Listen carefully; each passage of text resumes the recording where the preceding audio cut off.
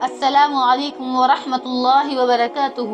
اگر آپ نماز تہجد ادا کرتے ہیں یا پھر نماز تہجد کا ارادہ رکھتے ہیں، تہجد پڑھنے کا دل میں بار بار خیال آتا ہے، تو یہ ویڈیو آپ کے لیے بہت اہم اور ضروری ہے۔ اس کو پورا دیکھیے۔ انسانی زندگی ہے اور انسانی زندگی کے اندر کوئی نہ کوئی پریشانی اور مصیبت ضرور آتی ہے۔ ایسے وقت میں انسان کو اپنے دل اور دماغ کا سکون چاہیے ہوتا ہے۔ ایسے وقت میں انسان یہ سوچتا ہے کہ مجھے کوئی نہ کوئی سہارا مل جائے۔ ایسی مصیبت کے اندر انسان یہ چاہتا ہے کہ میرا غم ہلکا ہو جائے۔ ایسے وقت میں اگر اپنی مصیبت پریشانی کو کسی کو سنانا چاہتے ہو تو رات کا آخری حصہ ہے،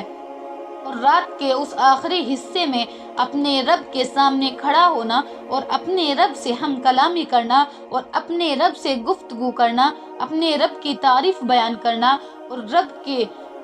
رب کے جو بدیع السماوات والارض ہے، یعنی زمین اور آسمان کو پہلی مرتبہ پیدا کرنے والا ہے، فاطر السماوات والارض ہے، اور اسی طریقے سے لہ الملک السماوات والارض کہ زمین اسی کے لیے ہے، آسمان بھی اسی کے لیے، اور اسی طریقے سے وَتُعِزُّ مَن تَشَاءُ وَتُذِلُّ مَن تَشَاءُ بِيَدِكَ الْخَيْرُ إِنَّكَ عَلَى كُلِّ شَيْءٍ قَدِيرٌ۔ عزت بھی اللہ دیتا ہے اور ذلت بھی اللہ دیتا ہے، اور ہر چیز پر طاقت صرف اسی کی ہے۔ تو اسی لیے اللہ سے گفتگو کی جائے، اس اللہ کے سامنے اپنے ہاتھ کو پھیلائے جائے۔ حدیث مبارکہ کے اندر آتا ہے کہ انسان اللہ سے سب سے زیادہ قریب اس وقت ہوتا ہے کہ جب وہ سجدہ کر رہا ہوتا ہے، یعنی انسان جب سجدے میں ہوتا ہے تو اس وقت اللہ کے سب سے زیادہ قریب ہوتا ہے۔ اور اسی طریقے سے رات کا جو آخری حصہ ہے، اس وقت میں جب بندہ اٹھتا ہے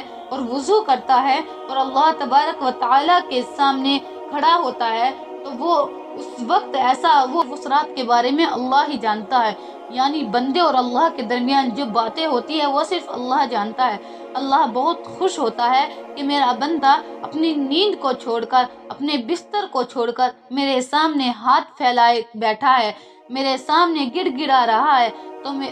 پھر اللہ تبارک و تعالی اس بندے کو جو ہے کل قیامت کے دن اس کی آنکھوں سے جو ایک ایک قطرہ نکلا ہے، اس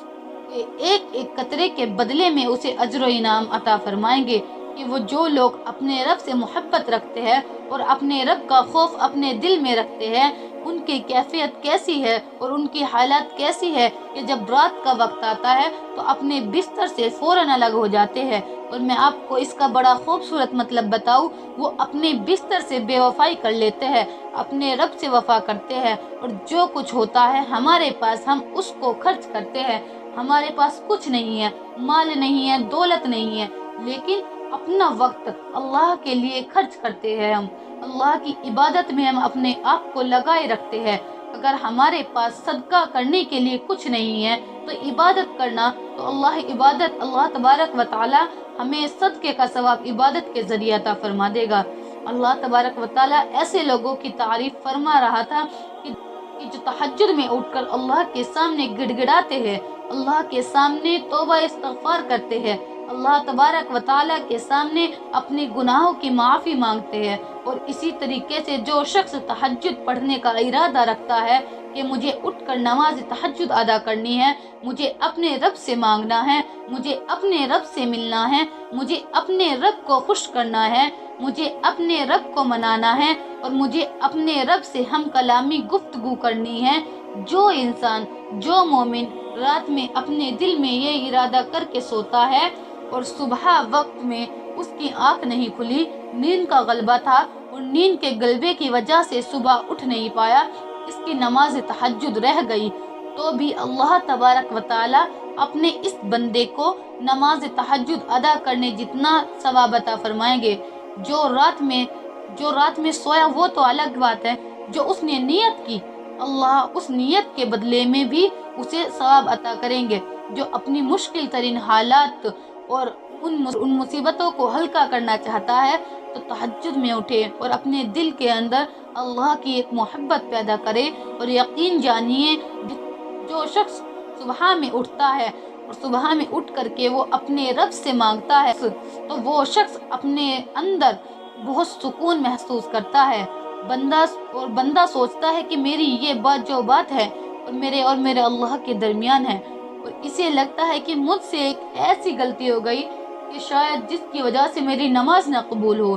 جب ثواب دینے والا اللہ ہے اور ہمارے اس عمل کو قبول کرنے والا اللہ ہے، تو ہمارے دل میں یہ جو خیال آ جائے کہ کبھی کبھی کہ جو میری یہ چھوٹی سی غلطی ہے، ہو سکتا ہے میری نماز قبول ہو یا نہ ہو۔ اور ایک بات ضرور یاد رکھیے کہ نماز کے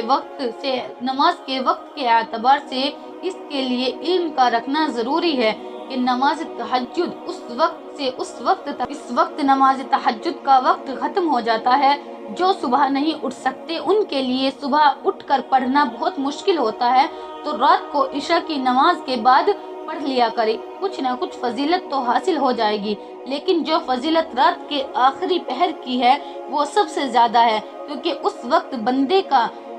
بندے کا دل بہت مطمئن ہوتا ہے۔ تو ٹائم کے بارے میں جاننا چاہیے کہ آپ گوگل پر سرچ کر سکتے ہیں کہ فجر کا وقت کس ٹائم سے سٹارٹ ہوتا ہے، تو اس سے پہلے آپ کو نماز ادا کرنی ہے، کیونکہ میں آپ کو یہ وقتی طور پر یہ آپ کو نہیں بتا سکتی کہ کس وقت آپ کے یہاں پر، کیونکہ سب کی سٹی کا ٹائم الگ الگ ہوتا ہے، تو آپ اپنی نماز